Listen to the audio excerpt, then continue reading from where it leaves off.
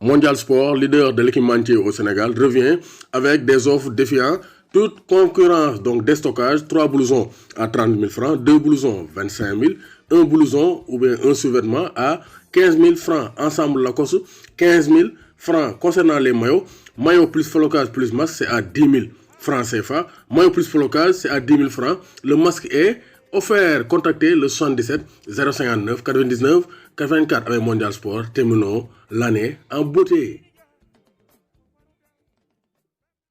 Bonsoir à tous et à tous, bonsoir à tous les suiveurs et à tous les inconditionnels de Grégoire Omnisport. Dom Gaynendiaï, Warul Tir, Warul Ragal. Demain, le choc de cette journée de Premier League, de cette 9e journée, ça sera Liverpool-Leicester, le 3e contre le 4e. Mais la femme, jeu, la monnaie en jeu, c'est la place de leader. Parce que ñaari équipe ku ci gagné rek da ngay nekk leader de la Premier League, occupé actuellement par José Mourinho et Harry Kane, c'est-à-dire les Spurs de Tottenham. Mais Liverpool, c'est un match du yomb parce qu'il y a une cascade de blessures. Blessures, d'ailleurs, Barry, on a vu Van Dijk, Thiago Alcantara, Chamberlain, Alexander Arnold, Robertson, donc Henderson. Ça sera compliqué pour les restes de Liverpool de tenir la baraque. Joe Gomez aussi, donc c'est blessé, Henderson. Donc ça sera compliqué pour Liverpool de faire face à Leicester qui a son groupe au complet. Mais Liverpool peut compter sur l'international sénégalais Sadio Mané pour reprendre la place de leader de la Premier League. Pourquoi Morlolo? C'est pas du hasard parce que Sadio Mané il est en forme, c'est l'homme fort, c'est le patron de Liverpool.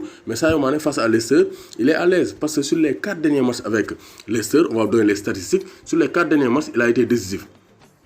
4 derniers matchs en Premier League, il est décisif. Le 1er septembre 2018, il marque victoire de Liverpool 2-1. Le 30 janvier 2019, il marque match nul 1 but partout. Le 5 octobre, encore but passé, il marque sur une passe de James Milner. C'est lui qui a ouvert la marque avant que Milner double penalty. Encore, il marque ses 3 buts en 3 matchs. Et le 26 décembre, donc il a encore été décisif, passe décisive. Donc double, mais il a donné une passe décisive. Donc sur les 4 derniers matchs avec Leicester en championnat, c'est 3 buts et une passe décisive. Donc chaque match il est décisif. Ça, ce qu'on appelle l'homme fort des restes de Liverpool, Sadio Mané. Et Liverpool suba nañ am occasion aussi tester le trio Mané, Firmino et Diogo Jota. Comme ça là de football, il est atteint de Covid-19, il ne va pas jouer. Donc c'est l'occasion pour Klopp de tester son trio, tech 1-4-3-3, milieu but équilibré avec Wijnaldum, avec Naby Keita. Naby Keita sera disponible, de même que Curtis Jones. Donc on a un trio au milieu de terrain, Curtis Jones, Wijnaldum, Milner, donc avec Milner, voilà Curtis Jones, Wijnaldum, Naby Keita, voilà Milner, Wijnaldum, Naby Keita. Loolu au milieu de terrain, attaque ba nga am Sadio Mané, Diogo Jota et Roberto Firmino, ni ko Ablaye Fall di waxee Roberto Firmino. Donc ça sera un match à suivre, 19h GMT, le 3e contre le 4e. Sadio Mané va-t-il encore marquer des buts ou être décisif face à Leicester? Réponse 19h15 GMT ce dimanche 22 novembre 2020. Bi Sadio koko am lo di wax bi Sadio Sadio Mané sunu fierté. Ismaïla borom Yoff avec si supporter Barça maa lay béggee di la béggee. Bonsoir à toutes et à tous, bonsoir à tous les suiveurs et à tous les inconditionnels de Grégoire Omnisport qui sont au rang 2, autour d'un doublé avec la Jeune de Turin, pourrait revenir au Real de Madrid. Donc ça, c'est un coup de tonnerre annoncé par le journal Marca. Donc Marca ñoo ko wax gis ngeen donc kii baa ngi noonu publication baa ngi noonu sur Twitter.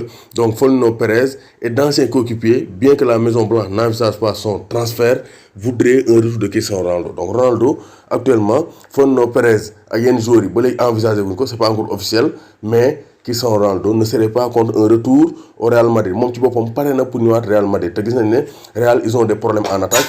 Pourquoi pas un retour de Cristiano Ronaldo au Real Madrid? Tout cela pousse Marca à penser que Cristiano Ronaldo voudrait revenir au Real Madrid parce que Cristiano Ronaldo muy supporter Real ba léegi contre le Barça lors des Clasico, il est toujours là, il partage des photos, il discute avec ses anciens coéquipiers comme Matteo Kovacic, Modric ou bien Sergio Ramos. Le indice le Marca jël ne Cristiano Ronaldo il pourrait revenir au Real Madrid en cas de départ de la Juventus de Turin. Tout d'abord, en raison du prix élevé de Cristiano Ronaldo, loolu mën naa freiner son retour parce que Cristiano Ronaldo gif du ko wanteer. Donc ça c'est très clair. Beneen bi aussi mooy le Real n'envisage pas de le faire venir pour l'instant, mais il n'est pas à écarter un retour de Cristiano Ronaldo au Real Madrid et ça dépendra aussi du match des transferts et de la forme d'Eden Hazard. Hazard bu ko nee di blessé, Perez mën naa tabler pour un retour de Cristiano Ronaldo, dina amaat un coup de marketing et Cristiano Ronaldo malgré ses 35 ans mu ngi ba léegi dans une forme étincelante parce que heure bu football Juve di gagner donc c'est pour dire que